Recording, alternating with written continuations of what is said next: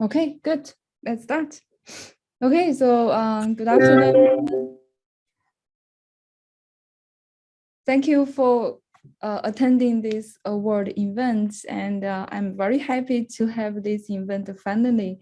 We actually have been planning this for a very long time, starting from the idea and then collect data, annotate data, and then clean the data, prepare the data, then organize the competition, then finally assistant the participant to get the content of the tweets. Then finally, we receive the submission of the code, we do the evaluation, finally we get the winners. So this is really a very long process. I really appreciate all the help I get from the team, WTI, and also the participants to this competition. So I'm going to make a summary about the competition, and then we have this winner announcement, and then we have this follow the keynote talk given by Dr. Kareem Darwish. He's a leading expert in Arabic natural language processing. So I'm also quite excited to hear what he will share with us on this topic. Okay, so then we will have the talk given by the winners. We want to know what they did and why they get so good results. So the problem in this competition is... So if you don't mind, we can only see a quarter of your slide, not all of it. Okay, wait a moment. So let me disconnect my monitor, and I wish it would be better. Is it better? Yeah, it's fine now. Is it better now? Yes. Okay, yes. Good. It's okay now. Okay, great. So for many of you, if you know the competition already, you know it is a competition for sentiment analysis. For those who are new here, so I want to just briefly talk about what is the problem we are working on for the competition. So the general task is, if you have a text, it's a tweet, for example, is given on the table here. So the competition is to design machine learning models that can correctly classify the sentiment of the tweets. It can be positive, negative, or neutral. So who will win the game is the one who has the most accurate models. We want to have the model can classify the tweets as accurate as possible. So this is actually a very general problem, not only happen to tweets, it also happens to the reviews, comments people give, for example, to restaurant, to products, or like movies or books. Any kind of comments people made can be classified by their sentiment into positive, negative, neutral. So this is a very popularly studied problem. Then why we focus on Arabic sentiment analysis? It is because this is a very important problem you will see later. And this competition is sponsored by Cost. We have the prize for the winners. The first prize will get $10,000. The second prize is for $5,000. The third one is for $2,000. If you want to get more information about the competition, you can go here. This is the link. From there, you have a detailed discussion about the competition, the rules, how to access the data. And actually, we had this event launched for the kickoff of the sentiment analysis. I will share with you later. So our motivation, why we need to organize this competition. It is because Arabic sentiment analysis has been studied, but we don't have a large data set for supporting the sentiment analysis, especially for the Arabic tweets. And here we compare our data here with two other tasks that were also designed for sentiment analysis in Arabic. So as you can see, there is one computation in 2017. The total number of tweets is around only 9,000. And there is another one organized recently in this year, but as you can see, the number of data there is around 15,000 in total. So in our computation, we have 95,000 data samples. We have 55,000 for training, and we use 20,000 for the test one. That is used for ranking the participants in the leaderboard. And we have also 20,000 as a private data set to determine who are the winners. And we want to have this high quality Arabic sentiment analysis data set. We want to help the community to do more analysis and build more accurate models. And our data, the whole data set here is available in public for people to use after the competition. So there is no need to attend the competition, but the data set is there for people to use for their future study. So that's our motivation. So we want to help the community to have a big data set to work on. So the timeline of our competition is shown in this figure. We actually had the kickoff of our competition in last November. We had an event. We invited several keynote speakers, and they gave a talk, and they talk about the most challenging issues in Arabic sentiment analysis and also Arabic language processing. And then we released the training data for people to study. And then on the competition platform that's on Kaggle, we opened a submission on March 8th this year. And then we accepted the submission until the end of May. So then we had these top ranked teams invited to submit their code, and we evaluate the submissions on the private data sites, and then we carefully check what is the model, and we did a fair comparison between the top ranked teams, and then finally we had the winners. So then we decided to organize this award event because we want to share the competition results with more people, and also we wish to have the winners to talk about their models. And I think because they spend a lot of time on it, and they deserve this chance to talk about their work. So if you're interested in the data side, so actually you can go here. So this is the Kaggle website, and you can find out our data site because we use the Twitter crowd data as the data site in the competition. So according to the rule of Twitter, we cannot share the content of the tweets. That's why in the Kaggle platform, we have the tweet ID and the sentiment label. So for the text, if people want to work with, we provide a platform that can help you to get the content. And by using this platform, you can retrieve the content of the tweets by using the ID. So it still works now. So if you want to get the full data site, the full 100,000 labeled data site, you can go to the platform and use the provided ID to get the full data site.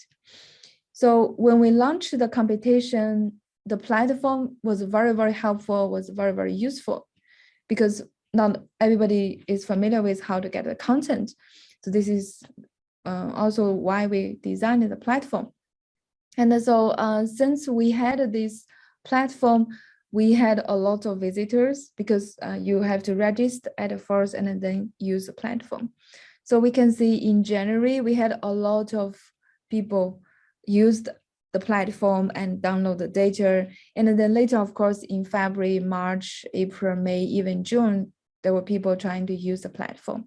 So we are really glad the platform was helpful. And so we also checked who are the users of our platform, and we did the calculation, and we count by the number of people who use the platform.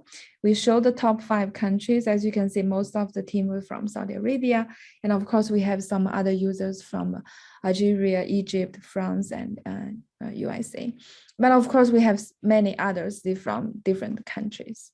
So this is the platform. I really appreciate the WTI team who helped building this amazing platform that helps a lot of people. So now let's talk about the competition. This is the Kaggle webpage of our competition. It is still there. So if you want, you can just look at who other teams joined the competition. So there were in total 74 teams. They submitted their results. Actually, the number of submission is to around 2,000, and people made a lot of submission there. So these are the top teams, but of course you can go to the leaderboard and try to find out more ranking information there. And most of the teams, they had only one member. So that means many teams joined the competition by themselves. But of course, there are other teams, they had 2 or 3 or even 4 or 5 members there.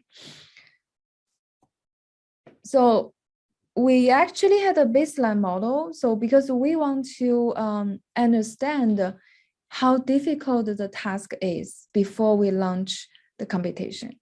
So we run on several baseline models, and we found that the best one give us the Mekki F1 around 0.68. So we were expecting, see, the submissions from the teams should be better than what we have. That means the Mekki F1 should be larger than what we have in the baseline model. And actually, based on the leaderboard, we found that 47 out of 74 teams had a better result than our baseline model. Their Mekki F1 is higher than 0.68. That's great because we found that more than half of the team actually performed better than what we had in the baseline. But of course, our baseline model is a very simple one. But that's amazing because I'm happy about that. And when I check the top 9 teams on the leaderboard, we found that their Mekki F1 is even higher than 79. That's a very high one. You can see it's kind of like a 10% higher than what we have from the baseline. That's amazing. So I also look forward to know more details about the techniques the winners used. So then we asked the top ranked team to submit their code, and then we run the code on the private dataset test2. So the test2 dataset has the same distribution as the test1 and also the training data.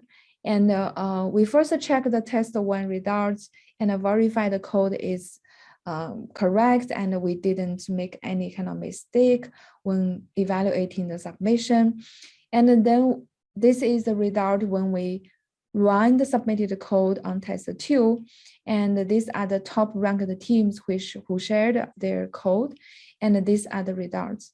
So as you can see, the top 4 teams, they had a very close result on the value of Mekki F1, especially Abdullah and Ali. That's why eventually we have the winners. So congratulations to the winners again.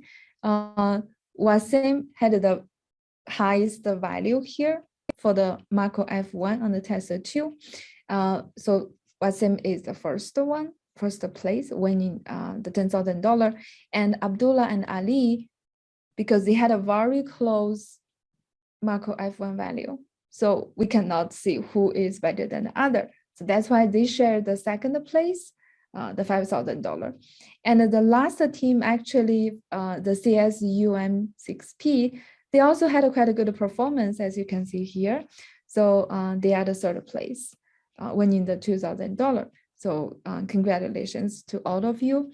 Thank you very much for your effort making this, join this competition and submission your code. And we also had some conversation when we were evaluating your code, and you supported us a lot. Thank you very much.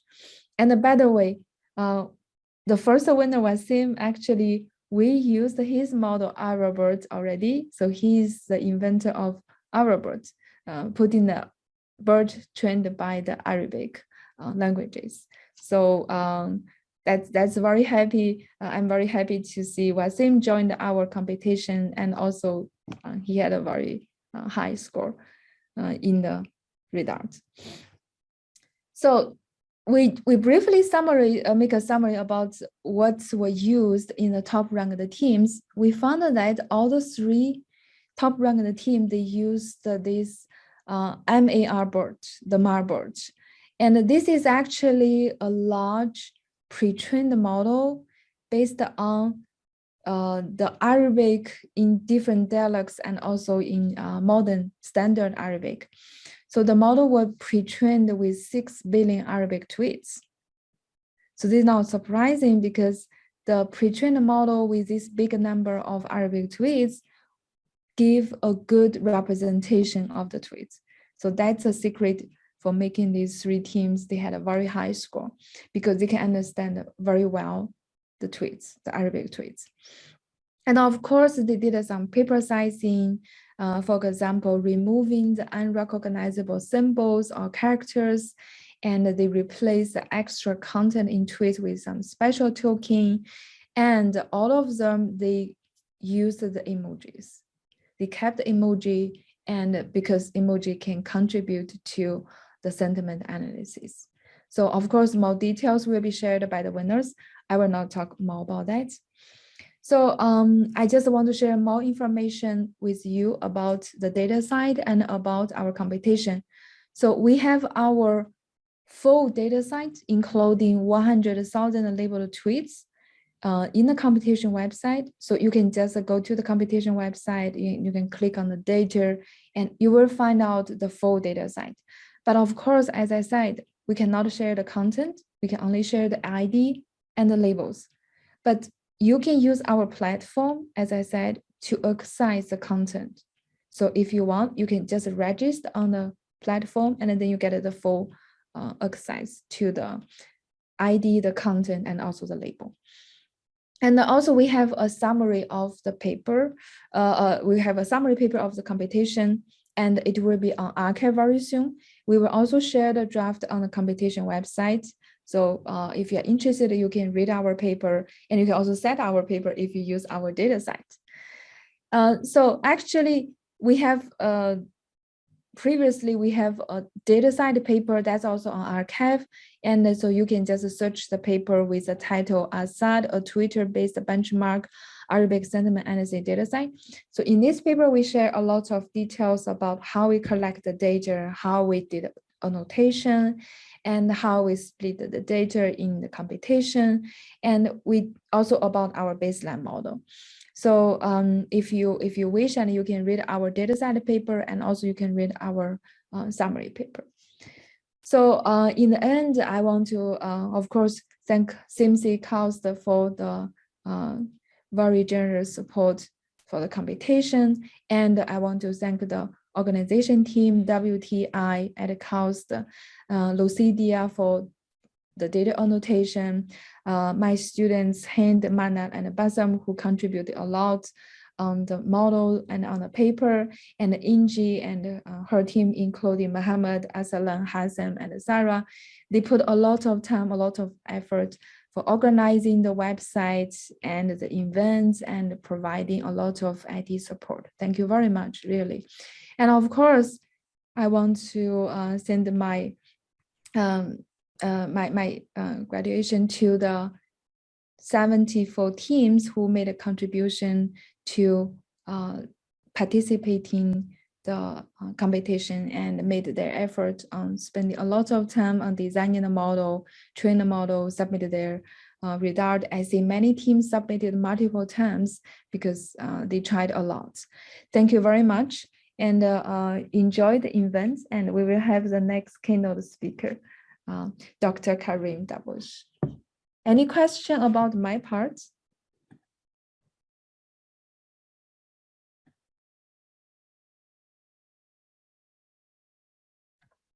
Do you have any question about my part?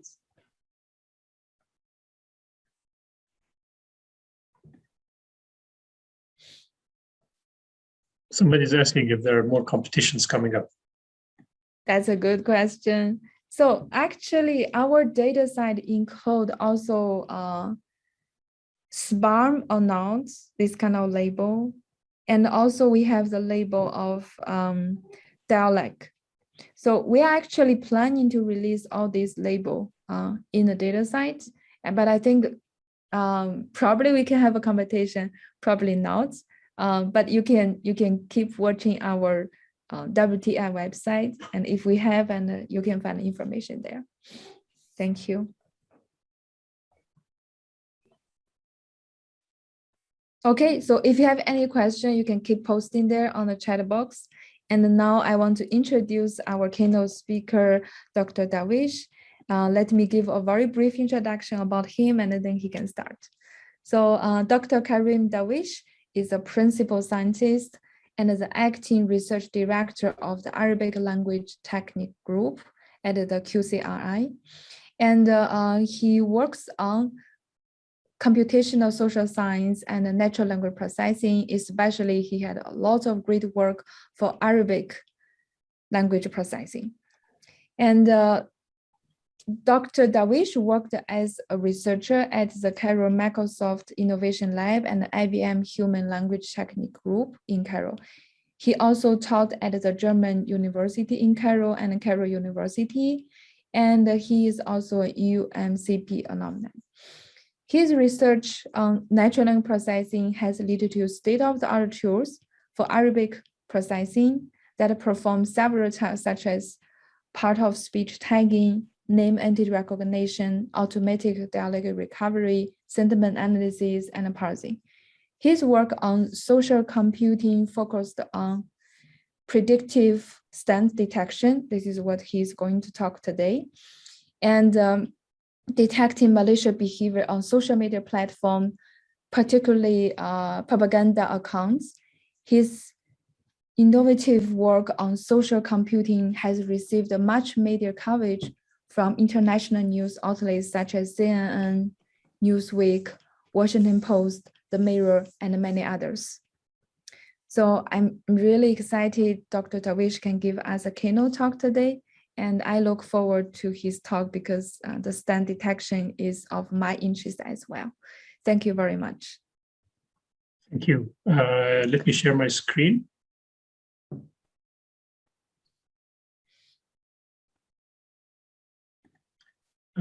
When you can, okay, so participants can now see my screen.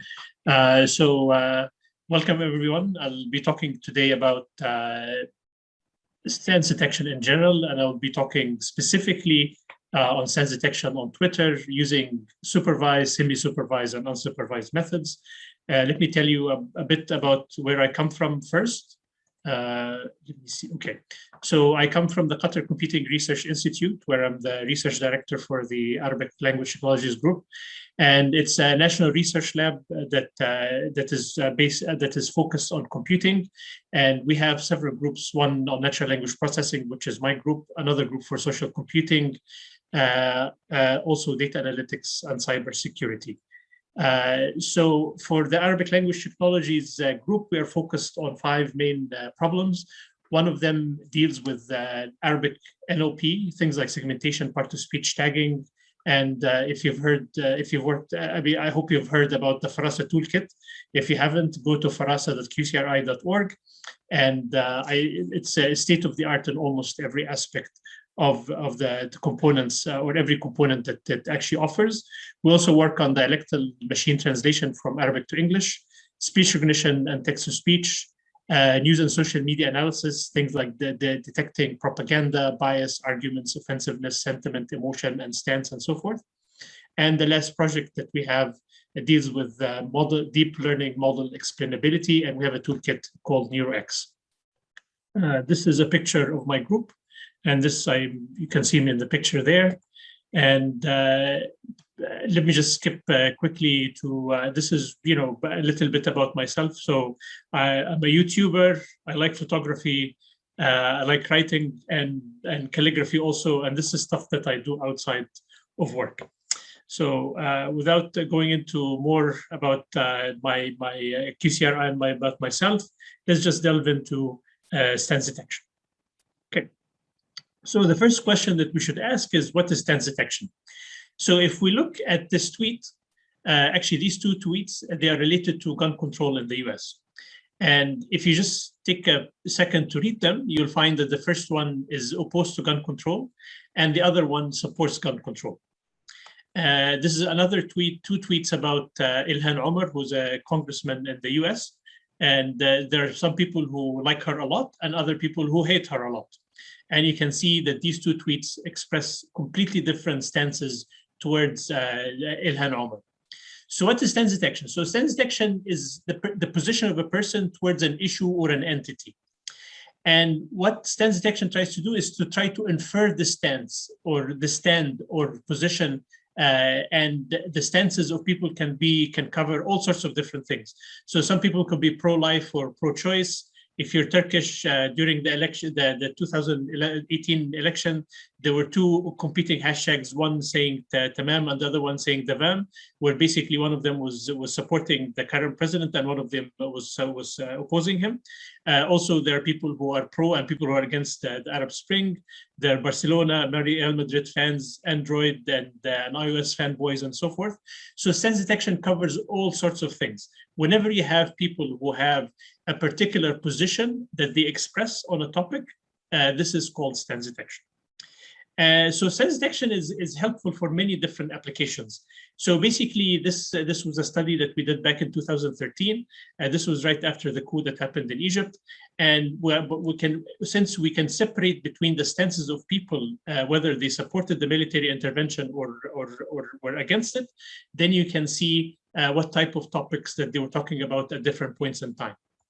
This is another study that we did in 2016 related to the Turkish elections.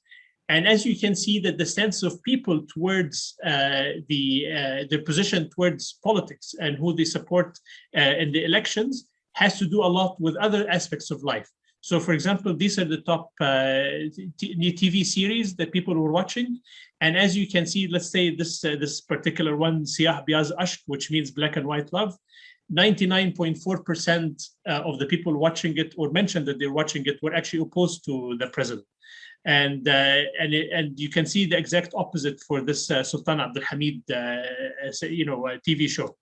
So stance actually affects not just people's political positions, but can actually affect other aspects of their lives too. And you can see interesting correlations between them. So why stance detection? Because stance detection can help us, since things are correlated, we can try to offer recommendations for people. So if you have a website that does recommendations and so forth, or you're trying to do some sort of polling on people, and you're trying to figure out whether people oppose or support a particular initiative, for example. And as we can see later, is that we can use stance detection to actually identify underlying communities that support or oppose a particular stance. So one of the things that is very, very important to state is that stance detection is not sentiment analysis. And that's why I kind of try to chose something that was a bit orthogonal to the kind of the competition, but this is it's a closely related problem, that they're not the same. So let me tell you why they are not the same. So if I say, I feel bad that you lost, this is expressing a positive stance towards the person who lost, but expresses negative sentiment. And you can do the exact opposite, where I can say, I'm so glad that he bought the farm, meaning that the person died. So in that case, the person is expressing a negative stance towards the person, but he is expressing happiness, which is a positive sentiment. So, so basically, sentiment analysis reflects people's emotional state and should be used for that specifically, while stance detection reflects position towards a target. And that's why they are actually dramatically different. And we've done a few studies, and we showed that that stance and sentiment are actually completely orthogonal. So this is on multiple topics, and you can see that the latter part or the lower part here is that the percentage of positive and negative tweets or neutral tweets are almost very similar for people who are across, who have actually on completely different, who have almost opposing stances. And it's not just for one topic, but also for multiple topics. So sentiment and stance are actually completely orthogonal to each other. Okay. So stance can be expressed in many, many different ways. Some of them are very, clear, like this, like when you say, when the person, this was during the election in 2008, the elections last year. So basically the person says next President Joe Biden, and he's expressing support. And this is actually a little bit subtle, where he's calling Joe Biden Sleepy Joe, and he's making fun of him. And so he's expressing stance, and actually by using sarcasm. And it can be expressed, using different hashtags. So these, like for example, people who say that climate change is real, they would use the hashtag climate action, and people who say it's a hoax, they would say climate gate. And you can see this across multiple hashtags. And if you notice, most of these hashtags are not expressing sentiment per se. So if you say vote blue or vote red or red wave or blue wave, these are not, they don't contain quote unquote sentiment, but they clearly would express or would be correlated strongly with people's stances. And stance could be expressed with different things, like, this is Bunker King. This is when Trump went and hid inside the bunker inside of the White House. And this is obviously making fun of Trump. And this is making fun of Joe Biden. So if you don't get the joke, I mean, I can explain it to you maybe in the question and answer it apart. Okay. Also, it can be expressed by who you actually retweet. So people who would retweet Fox News and Breitbart and so forth are typically right-leaning, and people who would retweet MSNBC, Washington Post are typically left-leaning, and can be expressed in people's profiles and so forth. Okay. So stances can be expressed in many, many different ways.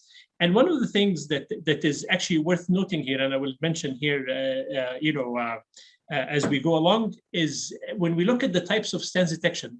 Classically, people have been looking at stance detection as a way to actually determine the stance that is being expressed by a piece of text or a snippet of text. So, for example, if I say Sleepy Joe, you mean ha ha ha, or laugh out loud, right? So if you can detect it, then it will give you a much finer grained, classification. But oftentimes, like the tweet that I have mentioned here, it's actually very, very difficult for a classifier to determine whether it is has a positive position or a negative position towards, let's say, Joe Biden or Donald Trump. So the doing this kind of classification is difficult, right? But we are all it actually ignores the context in which the tweet is expressed. So, for example, if we look at multiple tweets from a user, then we can get a better idea of how this user actually feels, right? Which leads us to the second kind of stance detection, which is not text-based or snippet-based stance detection, but we're trying to do user-based stance detection, where we would say X supports the initiative, or Y opposes the initiative. Right, and this is kind of what you're trying to do. That you're trying to figure out how the person who authored the tweet actually feels towards the target. And so, once you say, okay, I'm going to go away from just looking at individual snippets to looking at the user, then suddenly you have access to a lot more context. And potentially you can do much more accurate classification using the clues, the contextual clues that you are getting. And this is based on a very, very strong assumption, namely that people's positions or stances are fairly durable over time. So just think back and figure out, how many people that who like Real Madrid over Barcelona. If you look at their position towards those two teams, today, it was probably their position 3 months ago, it was probably their position last year and the year before. So people's positions or stances change at a very, very slow rate. So assuming that, over, a finite window of time, let's say 3 months or 6 months, that the stance is going to be durable during this time and it's not going to change is a very, very good assumption. It's highly accurate, so it's probably 99% correct. And the last type of stance detection that I will mention here quickly is what you call stance prediction. meaning that you don't have clues about how the person feels towards a target, or what their stance towards a target is, and you're trying to guess their position using all sorts of other clues. So, for example, if a person, champions right-leaning, positions, and he watches Fox News and Breitbart and so forth, he doesn't actually have to say anything about Trump, but there's a strong likelihood that he would be a Trump supporter. It's not completely guaranteed, but this is likely going to be the case. So sense prediction tries to guess how the position or the sense of a person without the person verbalizing that stance. Okay, and this has very interesting applications that I may have time to allude to while I'm going through. Okay, so since we're doing user-based sense detection, then we can use lots of clues from social psychology. So I don't know if you've heard this term homophily, and homophily basically says that people who are similar to each other have a tendency of hanging around each other. So we are naturally drawn to people who are like us, who share our language, our culture, our religion, our background, our the food that we like, or hobbies, or whatever. So we kind of like people who are more like us. So people who are more like us tend to gather together. And this is exaggerated even more on social media. And once people groups congregate together, then you start seeing another phenomena, which is called social influence or social pressure. So people who have, since they congregate together, you can start seeing fads that appear within these groups. So, for example, one of the things that there was a study that was published a few years back. It's called "Why Do Liberals Drink Lattes?" And it turns out that there's no correlation between drinking a latte. There's no relationship between drinking a latte and being liberal or conservative. But it seems because of social pressure and homophily, is that the propensity of people on the left or the liberals to drink latte is actually higher than the propensity of conservatives to do the same, which is kind of interesting and kind of would explain why you would see sitcoms that are not politically related at all. In the case, for example, of Turkey, where you can actually see that there's very, very strong correlation between what people prefer to watch on television and their political stance or position. Okay. So once people get into communities, then you would have this effect called an echo chamber effect, where people kind of start, they are hearing, it's called an echo chamber because they say something and they hear back from others something very similar to what they're saying. And users begin, because they want to maintain their position within the homophilous groups, they would self-regulate and will try to use language or share things that are conforming to the norms of the group. So they would start using, they would share things that the other people in the group are likely to like, and they would start saying things that others in the group will start using. So what we actually find is that people who live in these homophilous groups, and especially on social media, because social media, the cost of unfriending somebody or unfollowing somebody is very, very cheap. So this and the algorithms on Facebook, on Twitter, and so forth, and on YouTube, they kind of show you things that you are likely to like. You find out that after a while, people retweet, people who have similar stances retweet the same accounts. They listen to the same media. They use the same hashtags. They share similar news items. They use similar expressions. They have similar preferences, even in life outside of social media and so forth. So there are many, many, many clues that we can use for stance detection. Okay. So the most obvious thing to do is to use, supervised sense detection. And I will go quickly through a few studies that we've done on where we used actually supervised sense detection. And this the first case where we looked at the 2013 coup in Egypt, and we collected, we labeled about 1,000 tweets. We used 20-fold cross-validation. And it turns out using tweet level stance detection, where we actually just trained a classifier. I think we used an SVM classifier back in the day. This was before, you know, we had more advanced deep learning models. Basically, you were getting about 87% accuracy. Okay? And I mentioned to you earlier that the positions of people, you know, change, or their stances change very unoften. We looked at a very turbulent time in Egyptian politics. This was 3 months following the coup, and you can see almost less than about a 2 to 3% change in people's stances over time. Okay, so the assumption that people's position change unoften is generally correct, and is supported by lots of studies in the literature. We did something very, very similar for people who supported ISIS, and this we're trying to find people who you know this was kind of more. This was still, you know, text level based classification, and as you can see, we're still getting numbers in the 80s as far as precision and in F measure. Okay? And we did another one on Islamophobia in the US and so forth.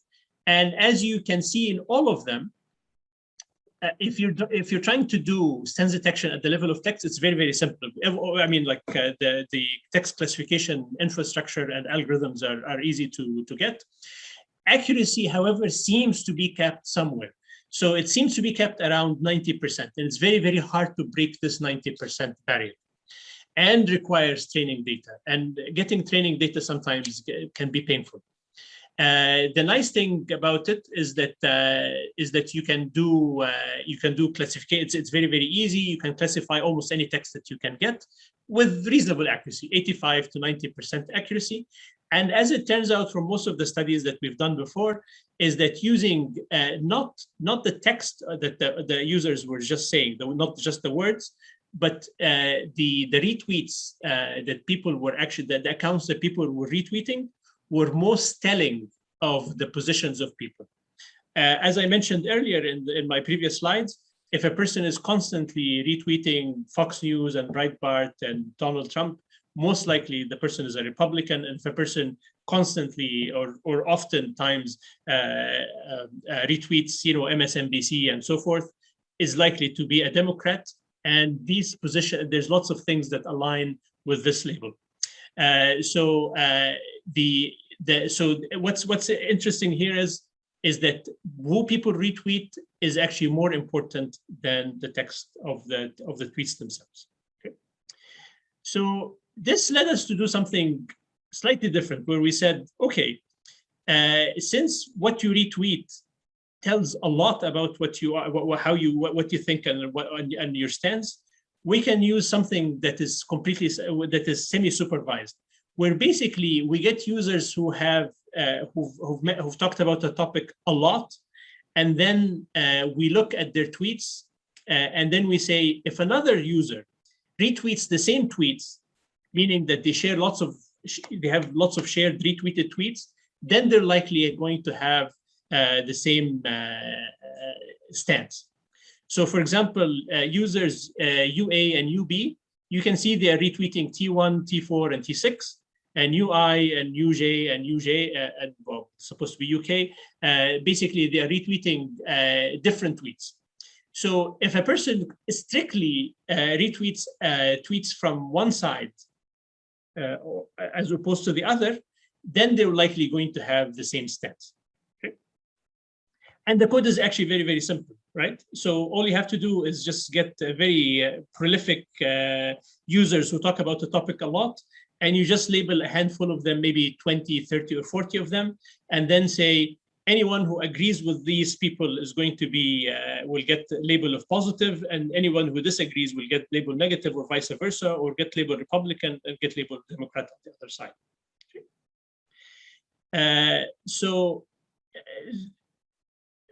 And the nice thing about this, so we had a small data set that that actually did specifically for the presentation, where I looked at actually 100 users, ran the code. If you want, if you want the code, I'll be happy to send it to you. We first labeled 100 people, and this is handmade. So this is, you get about 100% accuracy. And then as you say, okay, let's find other users who retweet exclusively ones from who support Trump, and those who exclusively retweets from the group that opposes Trump. And as you can see, we can spread the labels to many, many more users until you get, since the conditions that we put are very, very strong, you can see that we started out with about 100 users, and we were able to label about 5,000 users with very, very, very high accuracy. Okay, so this method is very easy, but has a problem with recall. And one of the downsides of this is that, God forbid, while you're doing label propagation, you get some cross-contamination, and you accidentally label somebody to belonging to the other side. Then label propagation can go haywire, can go crazy. Okay. We used this idea of label propagation for a study that we did on the Kavanaugh nomination to the Supreme Court. Again, we started with a very, very small number of users, 41 users, and at the end we were able to label about 66,000 users, and using some samples to confirm, test sample to see how good the labeling was. It was above 98% accuracy, which is much, much higher than what we were seeing for text-based classification. Same thing for the Turkish election. And using this method, we were able to label about more than 650,000 users. Okay. And it's just, we just do some labeling in the beginning, and then the rest of it just goes very, very quickly because it's just machine time afterwards. Okay.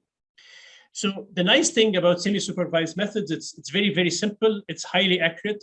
The disadvantage is still that we require some training data, and we only identify users who have very, very strong opinions.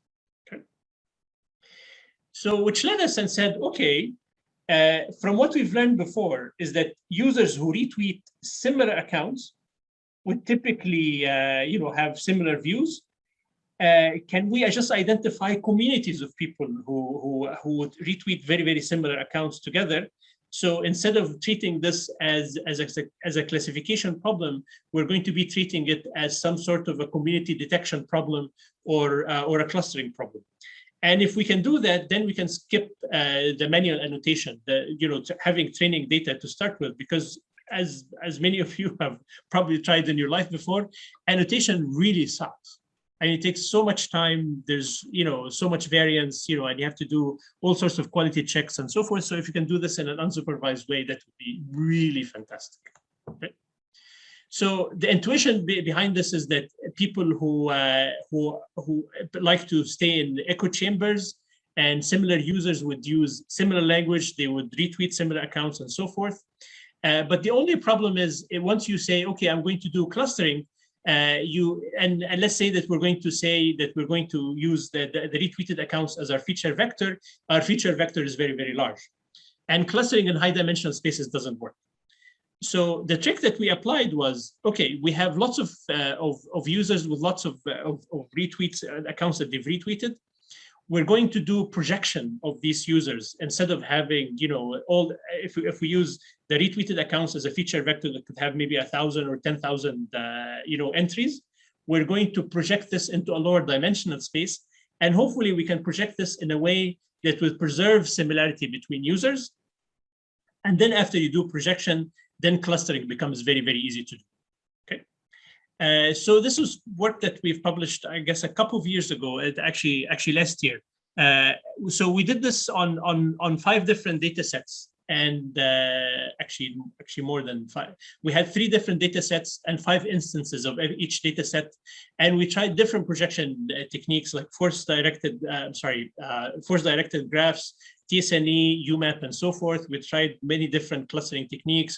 We tried many different sample sizes and so forth. And what we found out at the end is that the best technique that for projection was actually UMAP or force-directed graphs. And the best clustering technique was mean shift. We've actually, since then, we've done other experiments where we actually show that HGB scan actually works quite well. What I want you to look at is the average purity of these clusters that we've produced. The average purity with as few of about 100,000, about 250,000 tweets is above 98%. And this is without doing a single label, right? And so the precision as far as labeling is concerned becomes very, very, very, very high. So we're actually, we're achieving probably as close as possible to what a human would get as far as labeling, assuming that humans would do almost perfect job. The downside is that the recall is still quite low. So it's probably around the 70% mark. We ran a separate data set just specifically for this presentation, and the accuracy of the labels was about almost 95%. Okay? So the numbers are very, very, very good. Okay? Another extension to this, a very natural extension, is to say, okay, since we've actually labeled so many users in a completely unsupervised way, can we use these users to label even more users? And the answer turns out actually to be yes. And I'm sorry for all the numbers in the slide. Just ignore the slide here for just a second. One thing we can do is we can train just text classification on the users that we automatically labeled, and then we tag the users. Tag the rest of the users based on the text that they've written. And as you can see on the right here, where's my mouse? On the right here, this is the results that we get using BERT. Again, kept around 90%. But if we go out and then we say, okay, we have very few users. If we have few tweets for a user, let's get random tweets from them from their timeline, and then apply the projection, and then apply the clustering on them. And as you can see, we get numbers that are actually very, very good. Okay. Another method that we actually also tried when if you're so all the stuff that I've been talking about before was using Twitter. But what if you don't have Twitter, where you don't actually have retweet information? So there is a method where you can actually present the text of the user's tweets. I'm sorry, the post as using and you basically map the post or the text that the user generated into an embedding space. And in this case, we actually use the universal sentence encoder from Google. And then now you have the users being represented as the average of all the vectors for their text. And then you take, so given this average, you actually represent each user with a vector. You do projection using UMAP, and then clustering using HDB scan, and you get some stuff which is actually quite amazing. So this is in the case of the Turkish politics here. And as you can see, we were able to actually separate between users who belong to particular parties. So this cluster here is the GHP party. Another one is the EE party. Another one is HDP, and so forth. So you can see that people's when they actually author tweets and they belong to different political parties, they actually use slightly different language, and this technique can actually separate between them in a fairly clean way. And this is again completely unsupervised. So the accuracy of this method, since it's not using the retweets, it's just using the text, is lower than we've seen before. This is on the same Trump data set that I mentioned earlier. It's still fairly good. It's good in the sense that we're getting about 89% without having to label a single user. So this is completely unsupervised. So using unsupervised sense detection is simple. It's very, very accurate. There's no training data required, which is really fantastic. This is really, really great news. And since we don't actually, we've gone out on a limb when we do our work, because we do kind of all sorts of social computing studies, like social studies on our side. And now I never actually have to label data at all. We just get tweets on users, and then run stance detection, and then we can identify communities very, very quickly. The disadvantage of it identifies users with very strong opinions. and also works only on topics where there's strong polarization, where you can actually tweak people apart. So non-contentious issues where people, have kind of wishy-washy positions on them, they can go either way. So it's much harder to do. Okay. So what is the best? So if you want to start in stance detection, or if you want to apply stance detection to any problem that you're working on, first of all, I would suggest think through your problem. Do you actually need stance detection to start with or not? Sometimes you don't. I can give you a particular example. So when we did the people who were supporting or opposing ISIS, it seemed that the people who were supporting ISIS were consistently using the full name, Islamic State. So they were overwhelmingly using the full name. And people who opposed the group were basically using ISIS or IS. The abbreviation instead of using the full name. So you can get away sometimes with just automatically labeling people using very, very seemingly dumb features, but they actually work quite well, right? If you don't have a discriminating feature that would separate between users right out of the gate, then the first thing you should try is using unsupervised stance detection. And this way you can use, you can find all the users that are highly vocal. You can use the automatic labels that you generated to train other classifiers if you want to tag more users and so forth. So the supervised methods would be kind of your fallback. So you label the vocal users first using the unsupervised method, and then use supervised classification to label the rest of the users. Okay. So the conclusion of the talk is as follows: unsupervised first, supervised second, and happy stance detection. And if you need the code for the unsupervised method, whether it's using the retweets or using the universal sentence encoder, I can send you the code. The supervised method or the semi-supervised method, I also have the code for them. That should actually, I should have the one for the supervised method, and the supervised method, I definitely have it. So if you need anything of the code, I'll be happy to share. And that's it. Any questions?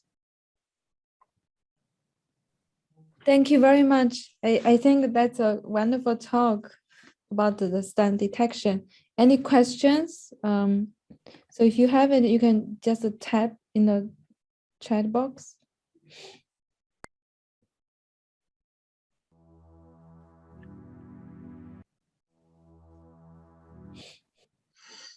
Any question from the audience? I'm expecting a question about stance detection and sentiment analysis. Just waiting for it to come. There is a question. Okay. So it says, how are you evaluating your labeling classification? Yes, using manually labeled data, of course. If you're using, this just works just like any other classification problem. When we do the unsupervised method, we either have users for which somebody had gone in and manually labeled them to make sure that we test on them, or the other method is that after you do the unsupervised method or the semi-supervised method, you randomly pick users and have somebody independently label them, so you can actually compute the precision and recall. Do you have an imbalanced problem when you do the stance detection? So oftentimes the classes are actually highly imbalanced. So for example, if you looked at the study of ISIS, for example, most people don't support ISIS. Most people actually hate them. So you will find that the one class is much bigger than the other, but that's kind of okay. I mean, the unsupervised method is very robust in that sense. Even if there's a gross imbalance, that's okay. Because what you're actually doing is you're actually identifying communities that kind of speak the same language, they retweet the same accounts, they have very similar characteristics. So you're kind of isolating these communities on the side. And one of the actually nice things that we've actually found is that when you actually run this kind of stance detection, you have a tendency of actually capturing e-marketing clusters. Because people, there's lots of spam on social media, and these people kind of come in and they start, they want to sell stuff, and they are coordinating their efforts. So you can actually identify many small subgroups that you can actually, discount from your final data set. That's easy to do. I see.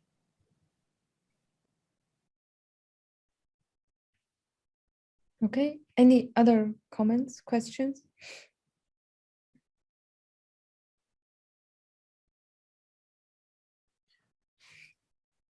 There is a question in the Q&A. Oh, yeah, there is one here. It's different than the chat or Q&A. If you applied this to Arabic to its or other languages, I think the question is about yes. So this is an excellent question, actually. So since we're actually relying primarily on who people retweet, this is completely language agnostic. This works for any language. If you want to do something that where we use the universal sentence encoder, then you would need to have a language that the universal sentence encoder actually supports. But should work. We've tried it on Turkish, we tried it on English, we tried it on other languages. That's completely fine. But for the vanilla one that uses just the retweets, it's completely language independent. Okay. Thank you. Yeah. So if I don't have questions, can I just make a general comment? Yeah, sure. So I was actually, like stance detection, I get this question a lot where people saying, what's the difference between stance detection and sentiment analysis? And the difference is actually important. And once you understand the difference, then you can actually understand what kind of applications are applied to which ones. So what sentiment analysis is doing is actually, talking about or projecting what the person's mood or the person's emotions or sentiment when they speak. And it's not necessarily, it's not actually, as I showed in the slides, it's not aligned with people's stances. So this has its place where you basically, if you want to see whether the society is happy or sad or people, there's something brewing in society, whether, people's general well-being is good or they are more depressive and so forth. So they're very, very specific. There are specific applications where sentiment analysis makes perfect sense. But then other places where people kind of get carried away and they say, okay, let's now try to use sentiment analysis to figure out stance, for example. And as you can see, it just doesn't work because people express stances in a way that does not necessarily is not necessarily projected by emotion. So when you think through problems, you need to identify which technologies work for which problems so you can get the best results. And this is why people have been looking at things like aspect-specific sentiment analysis, right? Because it becomes very, very specific. So if I'm selling cameras, for example, if I say if I say the buffer fills up quickly in general is positive, but in that sense it's actually very, very negative, right? So you have things that are very specific to specific problems or specific aspects where you actually have to do training to handle specific problems that a general sentiment analyzer would probably not be able to do. Yeah, if that makes sense. So can we just think stance detection is a spec around sentiment analysis for a special topic? Again, probably not. So basically, what the sentiment analysis is saying, it's saying the mood of the person speaking. So it's more internal. And what stance detection is doing is looking at the position of the person towards something external. So they're actually measuring different things. Okay. The two problems are closely related to each other because we're still dealing with how a person thinks, either their position or their emotional state, and these are linked, but they're not exactly the same. Okay, I see. Yeah, that's interesting. Thank you for the comment. Yeah. Thank you. That's great. Any other questions? Okay, so if no more, thank you very much, Dr. Darwish. Really enjoyed your talk. Thank you. Thank you very much. Unfortunately, I have to sign out because I have other things to tend to. So it was Okay. really a pleasure to meet with you today. And good luck, best of luck to the people who won the competition. Thank you. Thank you very much. You. Have a great day. Okay, bye.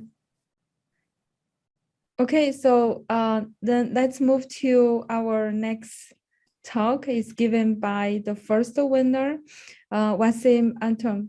Wissam, so can you share the slide and then you can start your talk? Yes, of course. Okay, I'll share my video. So, hello everyone. I'm Wissam Antoun. As you know me, I just won the competition for the Arabic sentiment analysis hosted by WTI and CAUS. So thank you very much for hosting this. I wish I had the time to also thank Professor Kareem for his amazing presentation. His work is actually very influential towards my work. So let's get this started. A bit of background on me. I have a master's in AI from American University of Beirut with a specialization in NLP. I also currently work as a data scientist for Siren Analytics in Lebanon. So we basically deal with public sector stuff, and we actually use NLP and my models a lot, from information retrieval, sentiment analysis, and such. So let's get this started.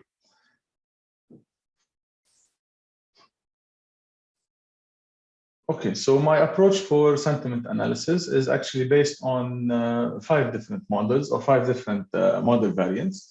All the models are based on Marbert, which was throughout my testing the best model for overall best model for sentiment analysis in Arabic. I compared Marbert with Kareem. Kareem is actually made by the group of Professor Kareem Darwish, but Marbert performs slightly better. I also compared it with Arabert, my model, and Marbert actually did much better. I'll get into that in a bit.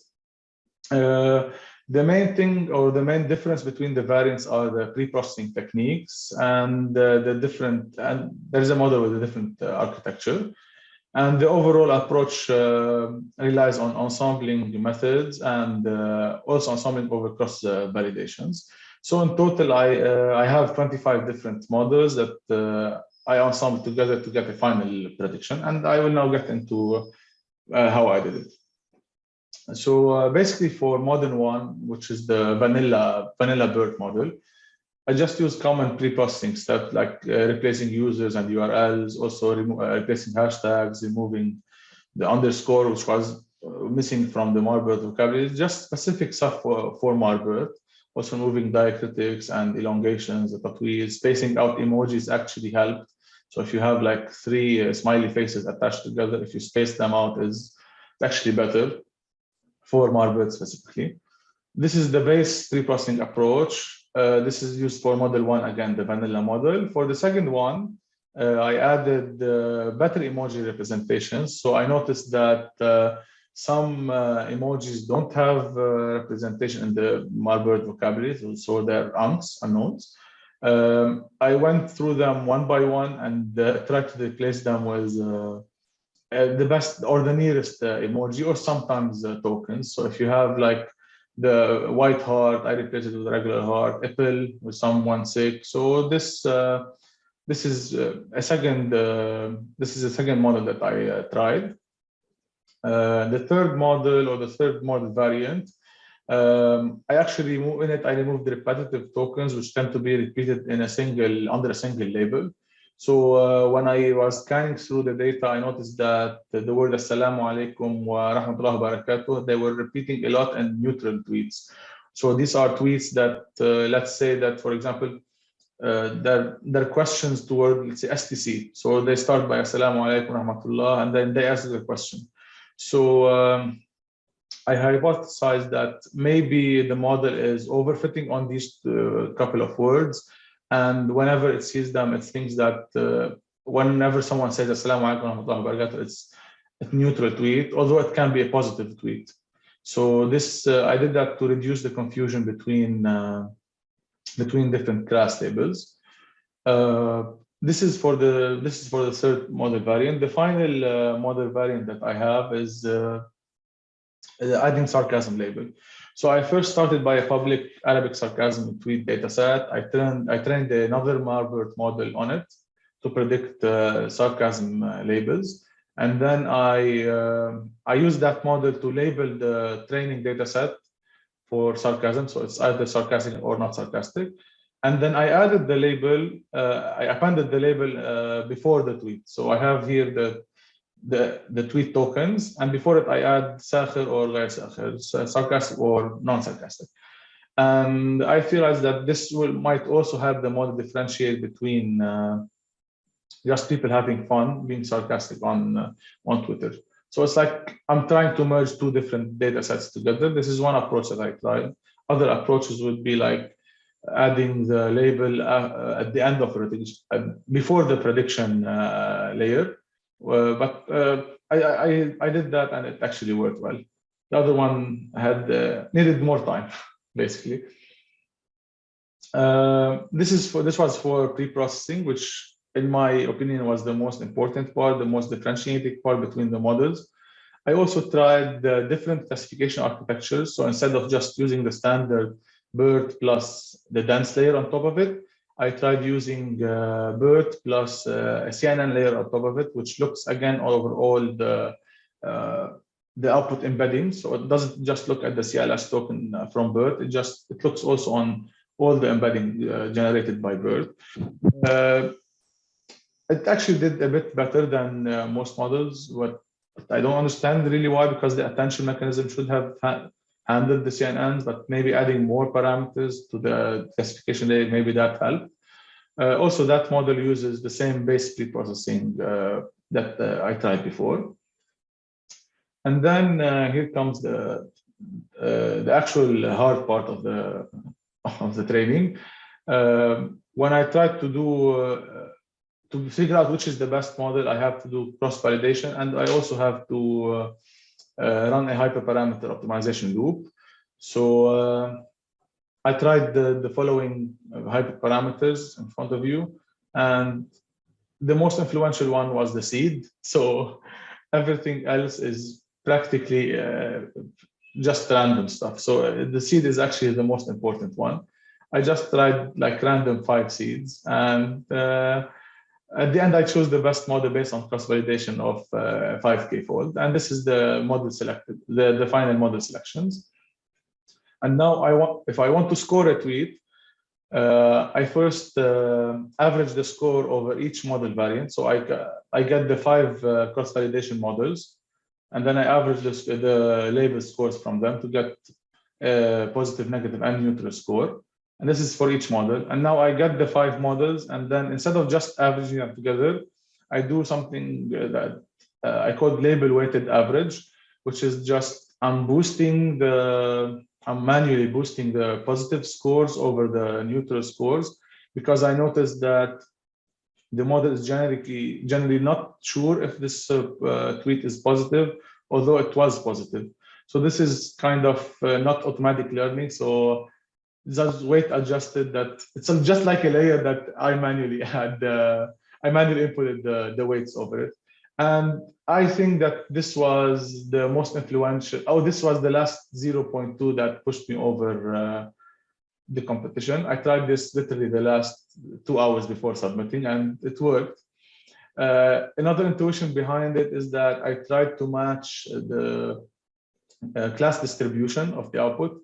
So whenever I did predictions, I had like 20% neutral, 16% negative. I forgot the numbers, but I tried to match them as close as possible to the original distribution. And yes, I came up with this small like handwritten rule for classification, and this probably helped a lot.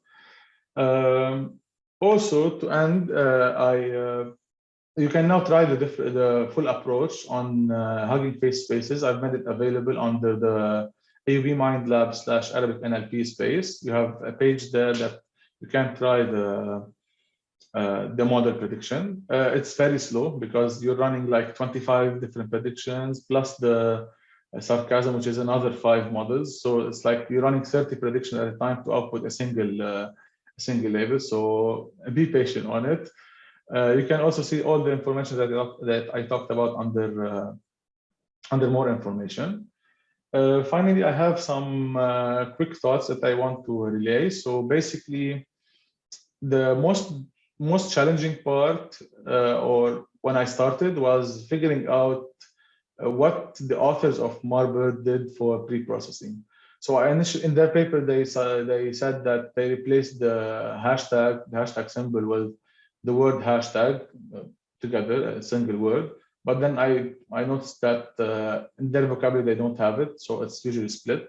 After some testing, some cross-validation, I just replaced the word hashtag by the word hash. And this did better. So I kind of wish that the authors of other models provided like a cleaning/pre-processing function for everyone to use so they can evaluate the models more consistently instead of each one inventing their own. The second thing, which I was first surprised by how much Marbird was better than my model AlHarbi on sentiment analysis. The difference was actually about 10%. So after the competition ended, I did some analysis, and the shocking thing here, not so shocking, is that emojis played a very big role. So it's like 90% of the improvement was just caused by adding emojis. So if you add emojis to AlHarbi, you will get more than 95% of the result. And I'll be releasing a BERT model that I continue training on some tweets and should achieve very close results, just that because I did the experiment and the model is available. Also, something that Professor Kareem touched about is like stance and stance detection.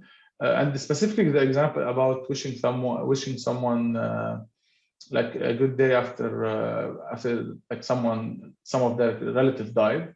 So it's actually a negative sentiment and the stance is positive, but I think I noticed that the label was somewhat, or the model score on this label is the model confidence on this label, on this tweet is very low. So the model is sometimes confusing the stances with sentiment, which is one of the drawbacks of just training for sentiment analysis. So maybe if I heard the Professor Kareem approach before the competition, I maybe included the stance detection also, other than sarcasm. At the end, for compute power, I just used Google Colab, free, the Pro version. Actually, just each cross-validation loop and hyperparameter loop costed like a day, 24 hours to complete. Save the models on Hugging Face repositories. So actually, the models were available public, but under anonymous name. And that's it. So thank you again for the organizers. Thank you for the competitors. And I'm happy to answer any question. Thank you. Thank you, Wissam. Thank you very much. Any questions from the other teams and from the audience? I want to thank him actually, because I used your tutorial on sentiment analysis on Colab, the notebook, to start my experience with Python. I'm new to Python actually, so cool. My background is Java based. So thank you very much. It was a very useful tutorial. So I started from that, and I will discuss. I used it too. Actually, I used it too. So actually, it was a very good seed to start with. It's helped a lot. So thank you very much. Actually, I'd like that you skipped some keywords like Assalamu alaikum wa rahmatullahi wa barakatuh. It's a very smart move. I didn't thought of that. So that's a smart move also. That's it. Thank you very much, Wissam, for your work. It's really great work. Thank you, Ali. And any other questions or comments? There is a question in the Q&A section. Oh, okay. Thank you, Sarah. So Wissam, can you say that? There is a question. Okay, is the sarcasm label included in the original data set, or was it manually added? Or did you use the separate pre-trained model to add this label? How does it influence sentiment analysis? Positive sentiment plus sarcasm equal negative. Actually, I didn't do. Okay, the first part is no. I trained my own model. I fine-tuned a pre-trained model on a sarcasm detection data set, and used that model to label the training data set for sentiment analysis. So that's for the first question. For the second one, I didn't actually do this exercise. So I can say that for the final scores, it was a bit better, but just like 0.01% better. So the one thing that confused me that different approaches usually score the very high label, very high, very close together. So they're basically different, like very close together, but the predictions for different tweets are different. So I realized that each model might be capturing something from the sentiment analysis side. So that's why I decided to ensemble them all together. So this is it, I think.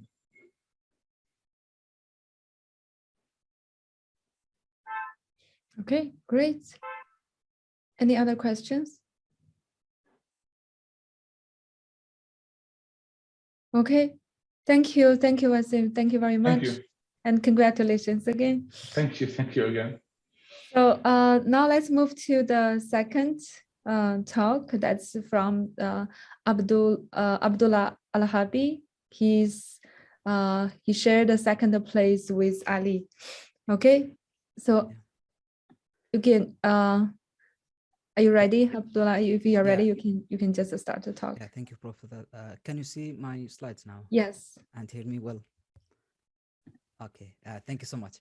So hi everyone. So my name is Abdullah Ibrahim AlHarbi. I'm a lecturer at King Abdulaziz University and a PhD student in the University of Birmingham in the UK.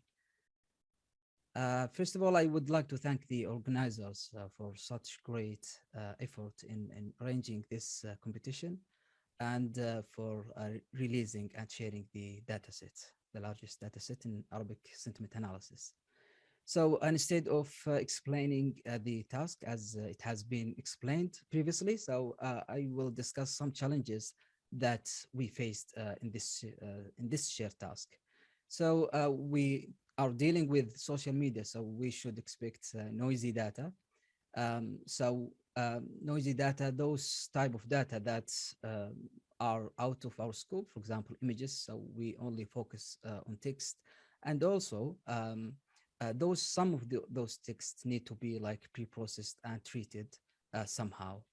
Another challenge is related to the fact that Arabic is considered as morphology-rich language, and the example that usually is given here, the word qala, which means say, can be formed to yaqulu, taqula, and so on. So this is for the standard Arabic, and that when we can see the language rules and the grammar exist here, that will become more complicated and more challenging if we are dealing with Arabic dialects, which is, I mean, the natural the natural way to write, I mean, in social media for most of users. So, so this is an example for a standard Arabic, sa'afrah, which means will be happy, that can be formed for a dialect hafrah and another one hafrah, bafrah, and so on. And this is not only for the morphology changing, and also there are some words that can be used commonly in region, for example, A, with a specific dialect.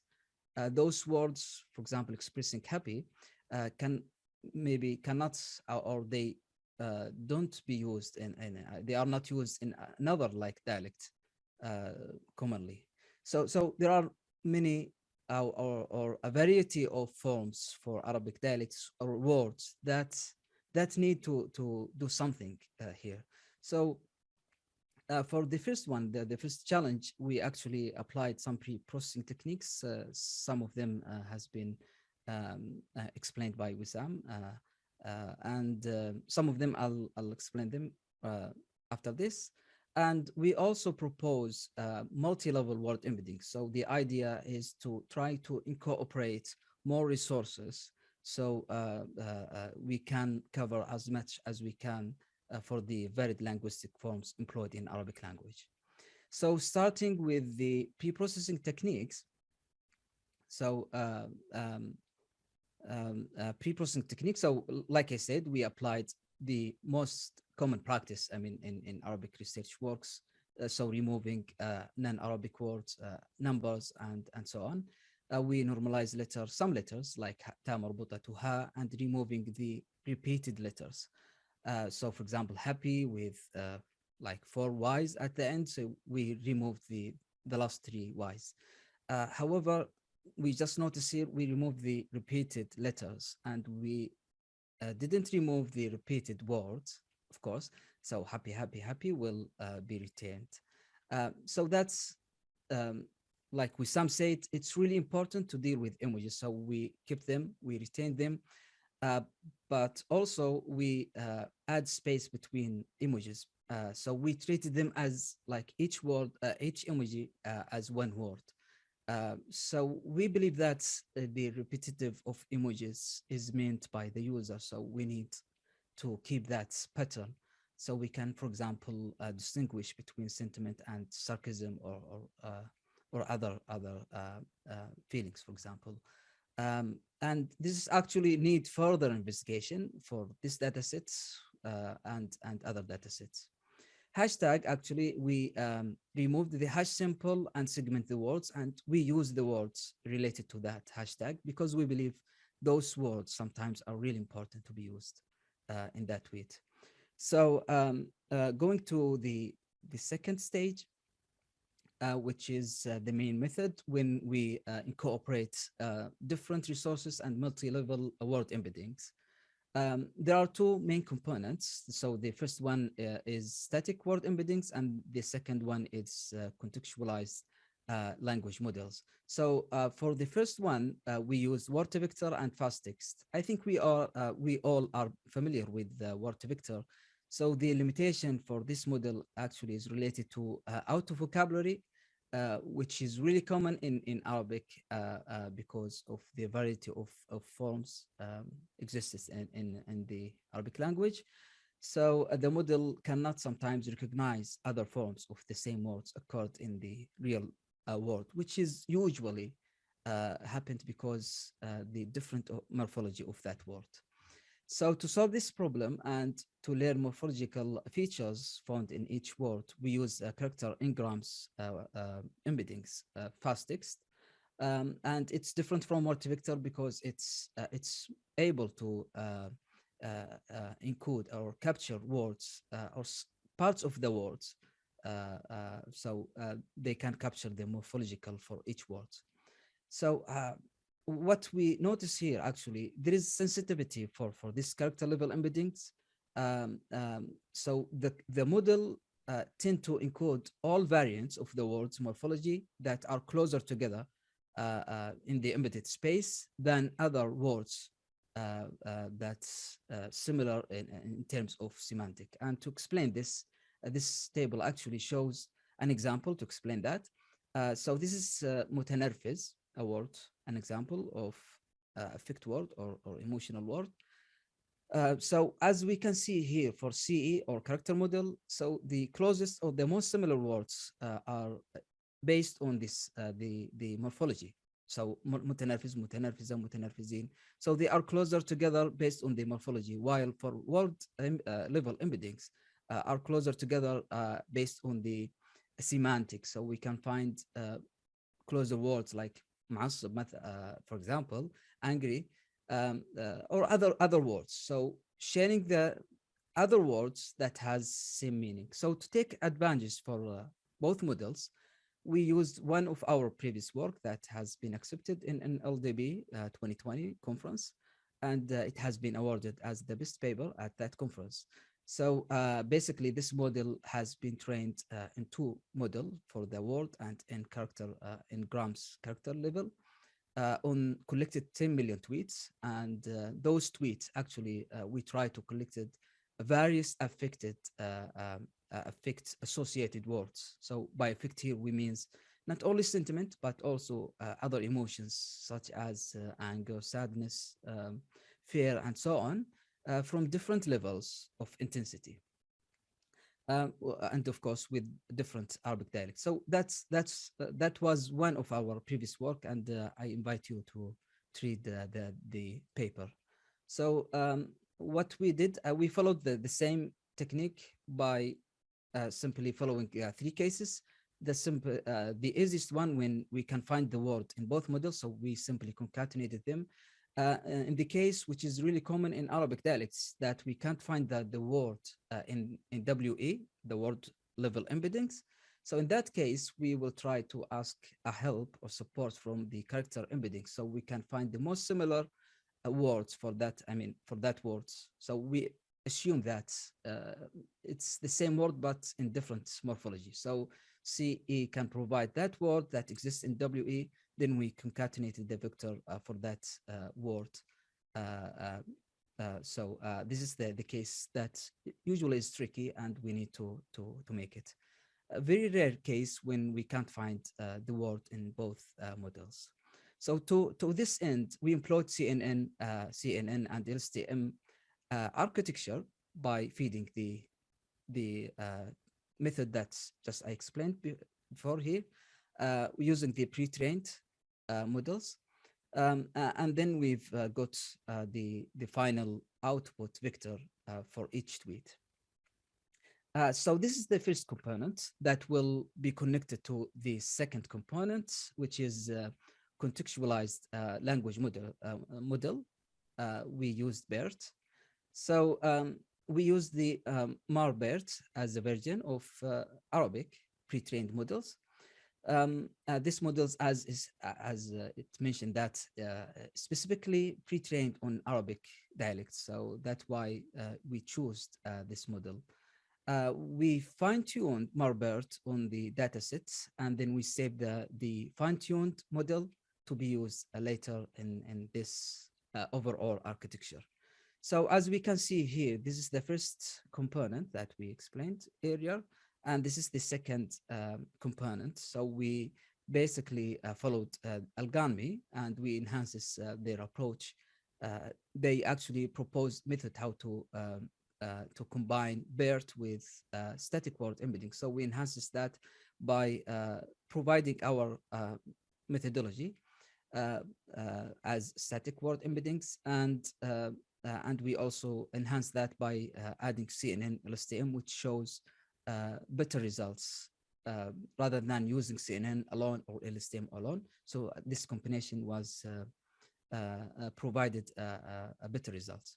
So the vectors for static word embeddings, 600 dimension concatenated with the final output for the MAR-BERT, that's the way it's extracted, with the 786 connected to the remaining neural networks with softmax activation to get the final output classification. So this is the overall architecture. So the main findings, we mentioned some of them before. So just I would like to emphasize that sometimes as researchers or students or other people who can't pre-trained like BERT from scratch, and they would like specifically to pre-train a language model. So we can, for example, use word vector or fast text or both of them, which are easier and can be done by 1 hour. And we can combine that with one of the powerful BERT. Actually, we find that combining them provides better results when we only use MAR-BERT alone. And also, I mentioned that CNN LSTM, this combination is better than to use one of them. For future work, we will explore more advanced approaches to combine those different components. And also, it's really important to think and try to overcome the problem of imbalanced classes by, for example, data augmentation, and also that data augmentation can enable the model or deep learning methods can learn more about samples. Also, some of the suggestions provided by Wissam is really good. Thank you so much for that, Wissam. I think it's really good to see some tricky words that can be removed, so the model cannot be messy in some classes. And that's it. Thank you so much for your attention. Thank you, Abdullah. Thank you very much. Any questions? Any question you have?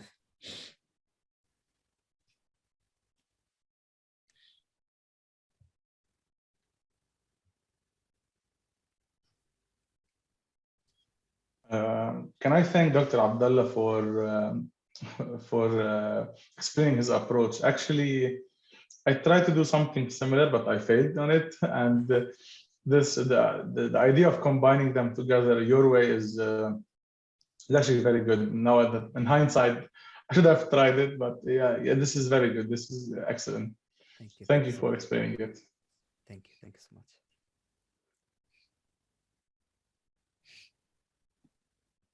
Okay, great.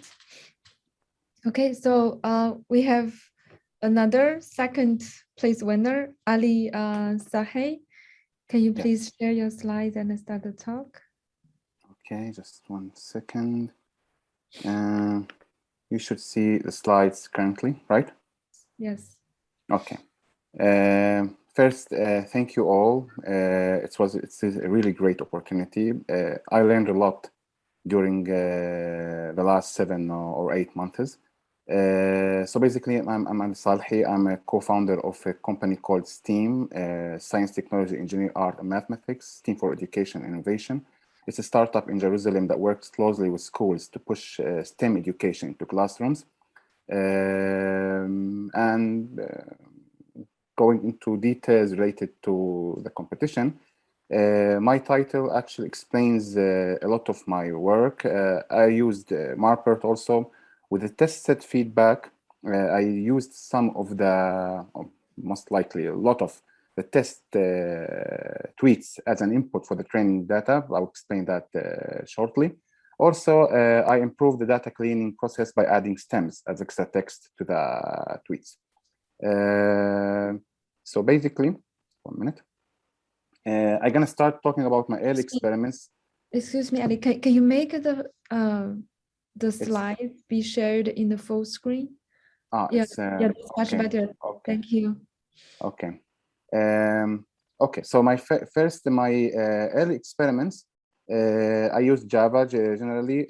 I developed tools in a couple of years ago called AlHarbi tools. I have a library in Java that for verbs, spelling, sentiments analysis, named entities, social media data collecting. There's a powerful tool for Instagram there, Wikipedia, and so on. So I used my own in-house tool, which gave almost 63%, a starting point in a language that's mostly is not used for this kind of work currently. Then I moved to try a crazier approach. I used something called Apache Lucene. It's an open source indexing and training tool from Apache. Basically, I used the training set as an input, as an index for Lucene, and I used the test set as queries. And you know, if matching there's a match between a training tweet and a result tweet, I take the category. If it's positive, it will be positive, negative, negative, and so on. I did some improvement using letter pair similarity, dividing the words into pairs and comparing them. That gives a better F1 scores around 86, 68, sorry. But again, this is not a good improvement. I need to improve more. So I have to move on to Python, which I was not familiar with actually, at least 7 months ago. A lot of shortcuts, strange syntax for me because Java is different syntax. But I'm highly motivated competitor, so learning Python was something I have to do. I did some tests using basic algorithms and classifiers.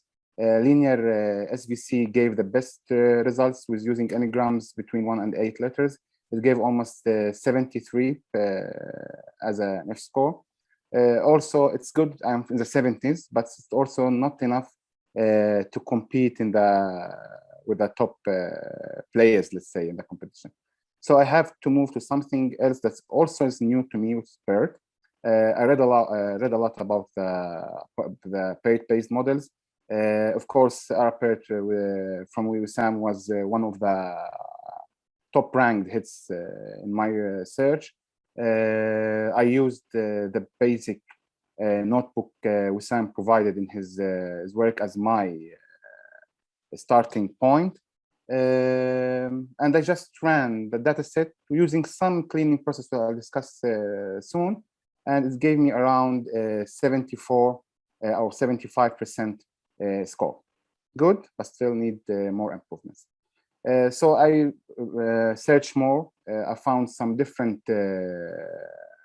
PERT models, like the model from Camel Lab, another model that uses the tweets focused on COVID-19. And in the end, I used MarPERT, and it gave me around 78.6 as a percentage. Now the interesting parts comes here. To move from 78.6 to 79 plus, I did some more cleaning. I added stems, and I did a feedback approach. So basically, solution is, as you see, it's a very normal process. It's a very classical process currently in this research area. I have a training set and a training extending set, which I'll explain also, with a feedback set. Both sets are going to a data cleaning process. Then after cleaning, I split the training set to a train set and evaluation set. Then using the PERT model to do do fine tuning over it, and run the predictions. And in the end, having a submission file. Let's take a look about some of the parts. The cleaning process. First, I removed the URLs. I did not replace them. I just removed the URLs. I removed the hash symbol, the hashtag symbol, and the mention symbol. Did not replace with any special tags. Then I removed the extra spaces, new lines, removing tashkil and removing tatwil also, keeping images but adding spaces to them, so each image is separated as is. I also kept only 2 repeated letters maximum, so removing duplicate letters was also something that I did in the cleaning phase. Then each clean tweet is stemmed, and the stemmed version and the cleaned version is appended together as a longer tweet. Then a normalization process was done, replacing Aleph with different forms to one form, also with the Hamza and so on. That's for the cleaning process. In early attempts, I split the data to 20-80%. Then I changed to the numbers you see in the slides. For the extending data set, which not only holding stem, but also holding data from the testing data set, I almost used all the data to training and a very, very tiny part to evaluation. But this splitting was needed to get the high score. And also random seed was around 42. The random seed was set to 42. This is one of the main phases that in my work. I extended the training data with the testing data. How it is that is by I selected X learning rates. So I selected 24, not a particular reason for that, but I just selected 24. I repeated the training and evaluation 24 times with different 24 learning rates, as you can see in the slide. Then I ended up with 24 submission files. Those files then were merged or summed together. So if a tweet has, say, minus 24, then there is minus 1 24 times. There's 24 submission files say that this tweet is negative. So I fix it to negative. If it says once 24 times, I fix it to positive. Also for 0, I fix it to neutral. I ended up with almost 93% of the testing data fixed somehow. Of course, there's some errors here, but this 92% was sent as a feedback to the training set. So now I have a larger training set with almost 50,000 as a neutral, 11.6 thousand as a negative, and the same almost as a positive. These or this extended set was used again to train and fine-tune the system. I ended up with the scores you see. On the original training set, I was able to reach around 79.2. On the extended set, I reached about 79.6. This is on Colab and not the one recorded on the competition. This was after the competition. In the competition, I reached around 79.3. On the occasion notebook I shared with you was around 79.5. Interesting experiments worth mentioning here also that I did some tests using different PERT models, and the same judgment that I used in the different 24 learning rates I used with different models, but the learning rates approach gave better results. I believe if I use test 2 dataset with the same approach, most likely, I hope so, that I can get also scores with almost 80%, but that is a topic that we need to test and evaluate. That's basically my approach. It's very simple one. STEMS was a key factor in improving the results, and the feedback from the testing set was also a factor in improving the results. That's it. If you have any questions, please be my guest. Thank you, Ali. We actually have the whole data set released, and you can try with our. Yes, that's I'm looking forward to test this assumptions. Yeah. Okay. Great. Any questions?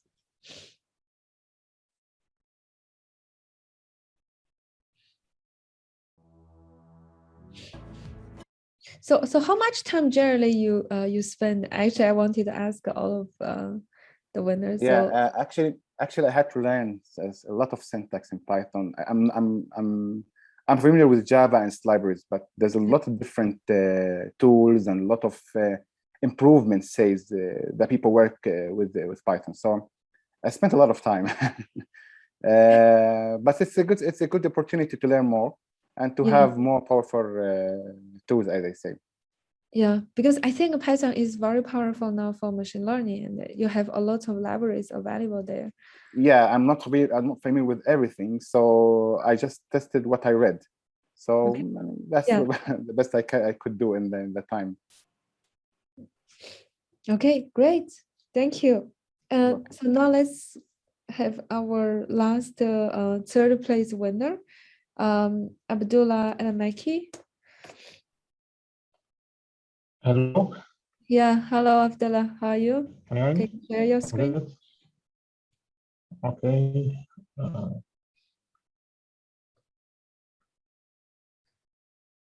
Okay, thank you.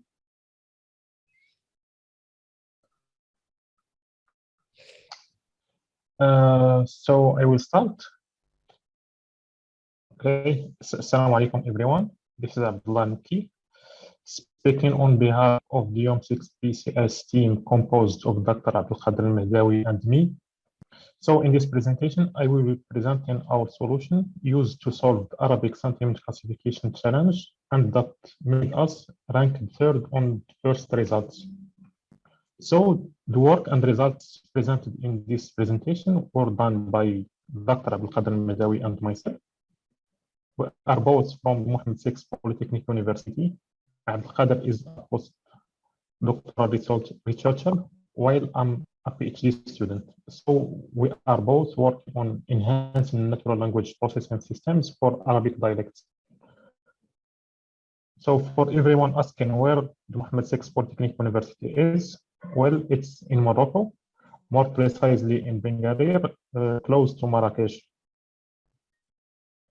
So first, we should know that natural language processing has helped to solve many tasks such as machine translation, speech recognition, chatbots, fact-checking, sentiment analysis, and many other tasks that we are using in our daily routine. So in this presentation, we will focus on sentiment analysis. So as you know, in the recent 10 years, Arab users tend to use more online products, such as booking hotels, ordering food, e-commerce. While using the services, they tend to express their feelings about that product in a review. So Arab users can use modern standard Arabic to express their opinions, or most of the time they use their native dialect Arabic. These dialects can be close to MSA, such as Gulf dialects or Egyptian dialects, or sometimes they can be far from MSA, such as Moroccan dialect. So that's what this competition is here to solve. So the challenge that we are trying to solve is the tweet Arabic sentiment classification, where the goal is to determine whether a tweet contains a positive, negative, or neutral tone. So in order to tackle this challenge, the organizers have used 95,000 labeled tweets covering 3 sentiment classes. In this slide, you can see a sample from the provided dataset containing a positive, neutral, and negative tweet. So the dataset was split as follows. 55 labeled tweets were made available for training. 20,000 Arabic tweets were reserved for the first test phase, while the last 20,000 tweets were reserved for the second test phase, which was used to or for the final ranking. So the provided training set contains 55,000 labeled tweets, and this distribution is as follows. 10,000 tweets were negative, 10,000 were positive, while the other or the remaining 35 tweets were neutral. So let me present our solution. So our final system takes an Arabic tweet text as input and predicts the sentiment tone as output. In the next slides, I will be presenting the pipeline of our system containing the data preprocessing, the used BERT as input encoder, and the optimized losses. So starting with data, we have first substitute all the users mentioned in the tweet with the token user.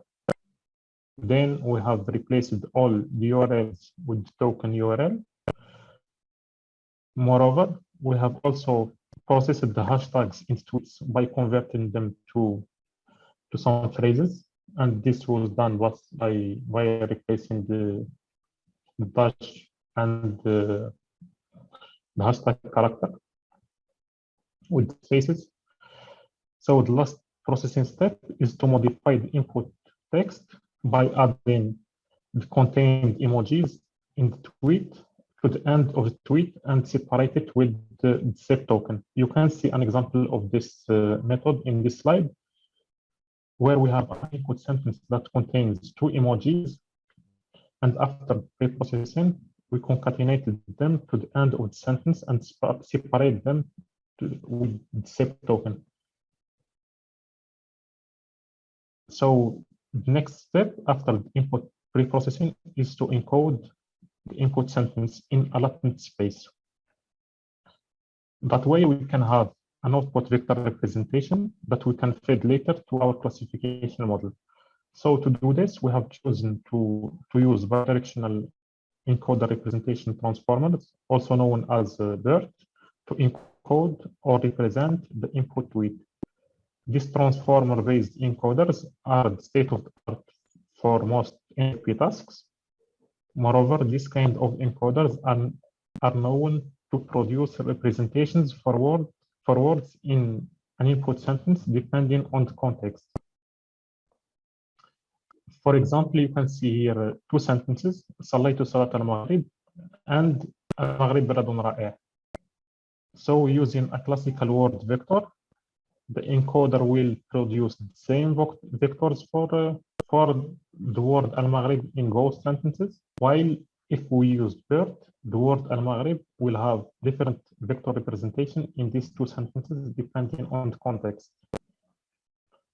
So BERT most of the time is used following this structure in this slide, using an unlabeled large corpora, Wikipedia as example. The followed process is to train the BERT, is to mask some words from this large corpus, and then try to predict them. Once the model can learn, or once the model learn how to predict these masked words, we can use the weights of this model in another supervised task. So our challenge here is which version of BERT we should use in our system, as there is many. So the training and test data in this challenge are from Twitter and expressed in the Arabic language and its dialects. We need to find a transformer pre-trained model that suits these requirements. So that's why we have used MARBERT.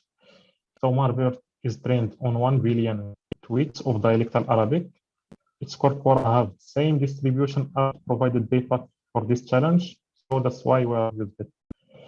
For the hyperparameters of this model, we have used a maximum sequence length of 128, a batch size of 32. We trained our models for 3 epochs, and we have used 9 different seeds for training our models.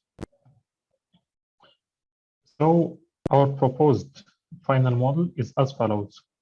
We performed presented pre-processing on the input sentence. Then we provide this processed input to the MARBERT encoder. Then we use output of MARBERT to make predictions. Also, we have added some attention layers which extracts representations that are specific to each classifier in our final classifiers. So the output of the attention layer is then concatenated with the output vector of the CLS token from MARBERT. Also, instead of training a single classifier in this task, the trick was to add or to use multitask training by adding 3 other classifiers. So the classifiers that we added are, the first classifier was predicting whether the tweet is positive or not. The second was predicting whether the tweet is negative or not. And the last classifier was predicting whether the tweet was neutral or not.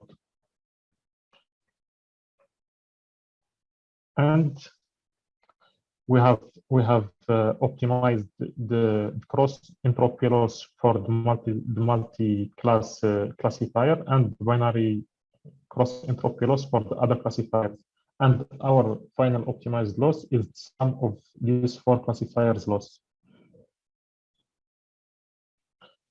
So for the results, we have benchmarked other methods rather than the model presented in this presentation.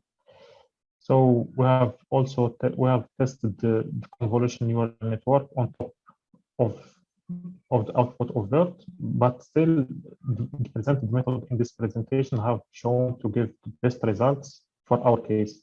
So our final submitted system consists of the ensembling of 9 trained versions of our model with random initialization, as well as random training random training and validation set sampling.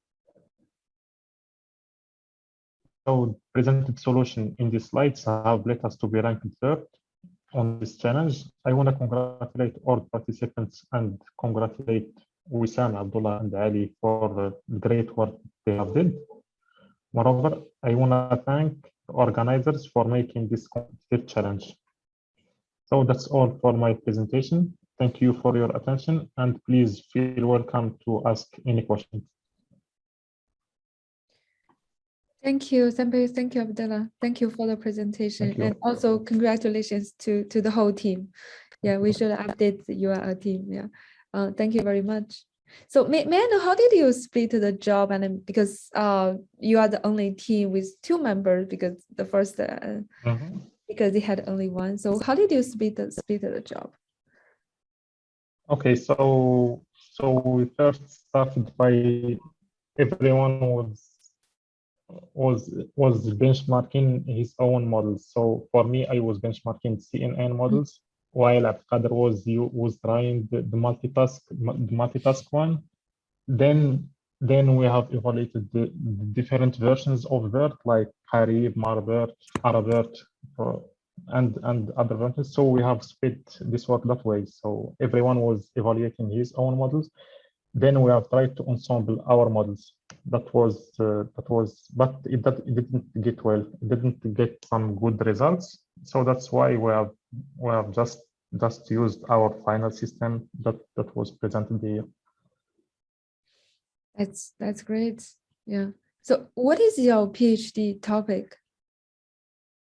So my PhD topic is mainly about how to optimize the NLP, or natural language processing systems, for Arabic dialects. I see. That's good. Yeah. Thank you very much, and congratulations to all of you again. So Thank you. I think we finished all the talks, and as I said, we will have this summary paper very soon available on arXiv, and we also want to release our full data sets. And so you are welcome to use it and to send us some feedback. We probably also have other labels attached to the data set, because currently we only have sentiments. And actually, when we did a data annotation, we had this dialogue and spam or not and other kind of annotations. So you are welcome to visit our website later and then get more information, and you can also give us some comments and suggestions. We really appreciate your attention and your time. Thank you very much. Okay, so no more questions. Thank you so much for this opportunity. Thank you, Hind. Thank you very much. Also, Manal. Thank you to everyone on the team. Yeah. I think Inji, we did a great job, right? Yeah. Thank you all. Really, it was my pleasure. And I'm very happy to have this closure and to see you all. And congratulations for the winner. You were amazing, really. Thank you all. And thank you, Zhang. Thank you for your team. It was really a great experience for all of us. Thank you. Same for us. We are honored. Right. Thank you very much. So enjoy the day and enjoy the world. And I hope to have a chance to see you and work with you sometime in the future. Thank you very much. Bye. Bye-bye. Bye-bye.